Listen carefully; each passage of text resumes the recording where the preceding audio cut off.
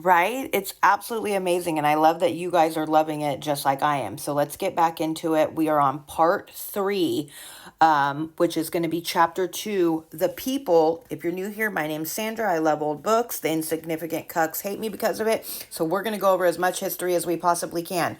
Right now, well, I mean, you can look through the videos. We're in the middle of a bunch of stuff, but for this specific one, the Cyclopedia of Universal History by John Ridpath. It is a three-part series from 1885. I did just find out that in 1890 they added a fourth book. I was able to find it. It's on the way. I cannot wait. But let's get back into this. The origin of the ancient Egyptians is involved in the same obscurity that clouds the early history of most races. One by one, the ancient peoples emerge from the shadows, but the source of their emergence is hidden in the vapor and mist of the dawn. Races, like men, have no recollection of their own infancy and childhood.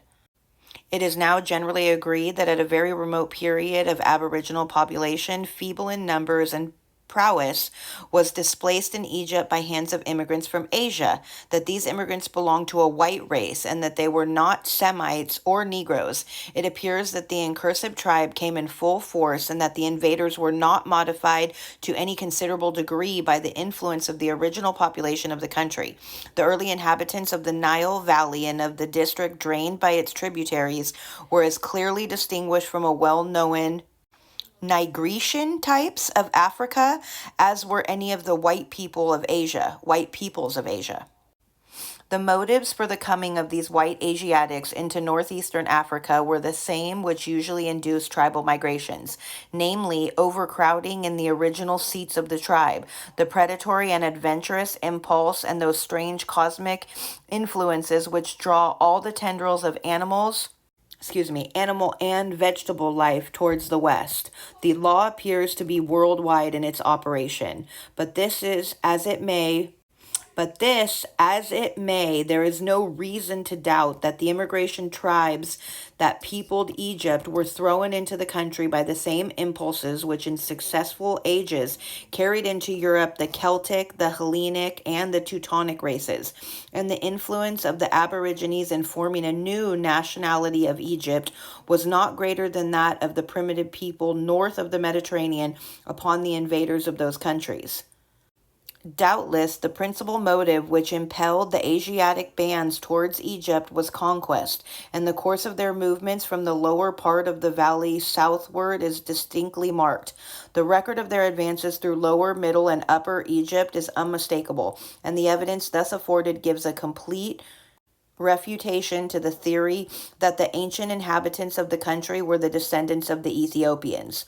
On the contrary, it is definitely established that the valley of the Nile and the greater part of the northern coast of Africa, as far south as the hill country of Abyssinia, were settled by a people who in color, language, and institutions were wholly different from the black races of the interior. It is probable, therefore, that the ancient Egyptians were ethnically considered a branch of that Kushite family of Asiatic origin, which at a very remote epoch occupied and civilized the lower valley of the Tigris and the Euphrates. The ethnic position of the Egyptians will accordingly be given as in the examined annex diagram. Okay, so diagram showing the ethnic place of the Egyptians. Okay, so Kushite stock, Western Branch, Ancient Egyptians, Coptic, and Abyssinia. Okay. It must not be supposed, however, that the invaders of the valley of the Nile were uninfluenced in their primitive character by previous contact with other races. The language spoken by the ancient Egyptian gives unmistakable evidence of intercourse between them and both the Semitic and Aryan branches of the human family. But the ancient speech of Egypt was a distinct tongue, and the attempt to classify it as a Semitic dialect is as erroneous as to make the English language an offshoot of Latin or German a derivative of Greek. From the sculptures and inscriptions, it is certain that as many as 4 races of men were known to the Egyptians, 3 besides themselves. In a tomb at Thebes, belonging to about the year 1500 BC, a scene is depicted in which the god Horus is represented as leading a company of 16 persons in groups of 4, each group belonging to a different race. In the company, the Egyptian, Semitic, Nigrian, and Aryan types of mankind are delineated with a clearness not to be mistaken, so that both before and after the original conquest of the Nile Valley by the people called Egyptians, it is certain that they were ethnically modified by contact with other races.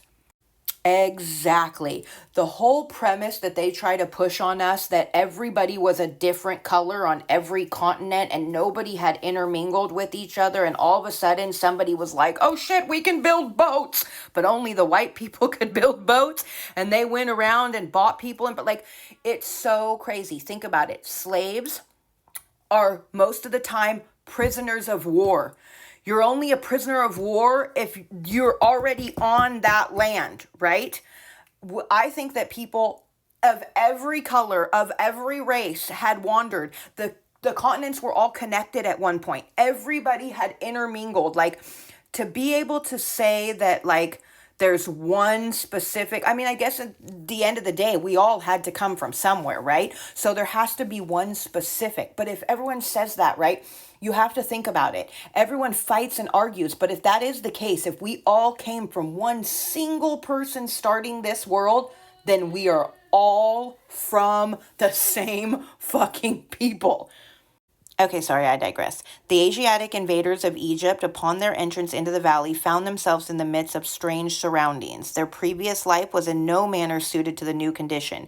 The vocation of the hunter, the wild fight of the nomad, and the vigil of the shepherd were no longer practicable. Instead of the open plains and boundless deserts, they found here a narrow oasis, green, cool, and luxuriant. Here were no forests, here were no storms of rain. Here nature restored the soil with her own riches and yielded her abundance without labor. The first result of the new situation was that the immigrants abandoned the pastoral life for the pursuits of agriculture, and at the very early date acquired fixed habitations. The first season after the invasion would bring to the new people the striking phenomena of a flood in the river, and the regular reoccurrence of the same fact year by year would force upon their attention the advantages of as well as the dangers of the overflow, and suggest the best means of protecting man and beast. Intercourse must be maintained during the long period of the inundation, and the primitive dealings of the mart must be carried on by water. Supplies must be provided and landmarks must be firmly set, so that there shall be no displacement by the flood. The cooperation of man with man was a necessity of the situation. Now, could you imagine if we were able to do that in today's day and age? If we just stood with each other and made shit work the way it's supposed to and got rid of all the evil shit? The range of hills on either hand, pressing upon the increasing population, stimulated the established of social order, and rendered necessary the organization of large communities. The situation favored the multiplication of villages and project of common enterprises and the building of cities. In no country of the ancient world were there so many towns, great and small, crowded into so narrow a district as in the valley of the Nile. The existence of great civic communities sprang from the conditions here suggested.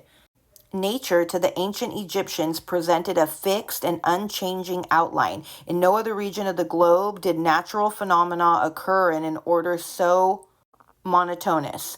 The few birds that frequented the plashy brink of the river gave forth an ominous cry.